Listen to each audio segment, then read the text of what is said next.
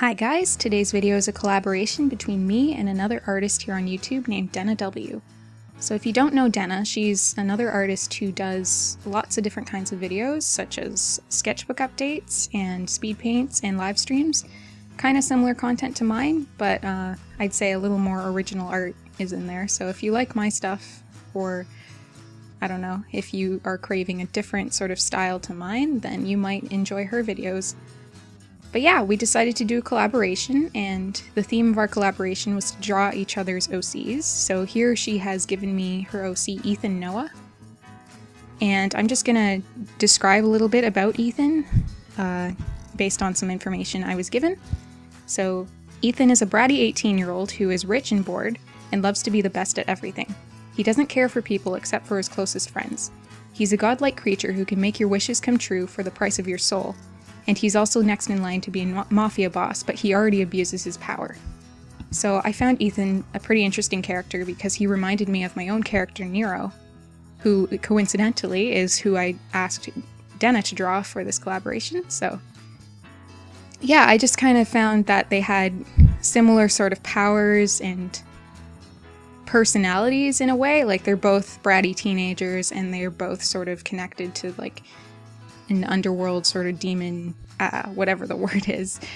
They're both dark characters, let's just say. So yeah, I thought that was really cool, and I was really happy to draw her character. So to talk a little bit about the process, I drew this traditionally with pencil, just on a piece of paper, and I scanned it in and cleaned up the lines and just kind of removed some of the paper texture, but also kept some in because I wanted this to have a sort of grittier, grungy effect to it. Like I really like using my original pencil lines for a lot of my Photoshop work because one, I think it's a lot easier to just draw things traditionally, at the very least the actual drawing part, not the coloring. And second, I just thought, like, I don't know, I really like the effect of seeing little bits of the pencil grain sort of on the paper.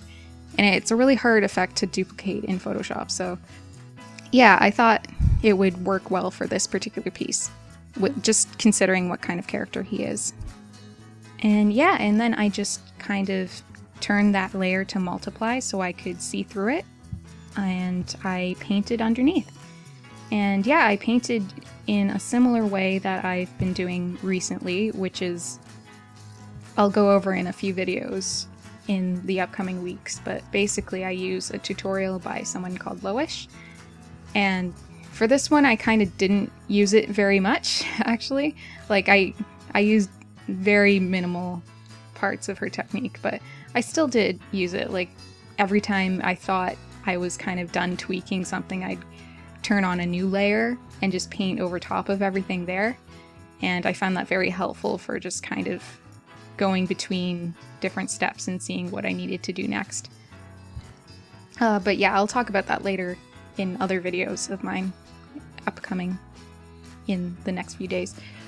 But yeah, so the shading for this one was not getting very dark, I found, so I kind of used some tweaks to try and darken it up. Like I used a lot of overlays and multiply layers to just sort of darken it to the point I wanted it to be, and I think it turned out all right in the end. I think I could have gone darker, but I also kind of wanted to keep this a little bit cartoony, so I don't know, I think it works out all right for what it is. I also really like how the jewels came out, his jewelry. Just something about that gold chain. It's a really easy technique, but I don't know, it's effective, so I think it worked pretty well. Overall, I think this piece was a pretty good learning experience for me.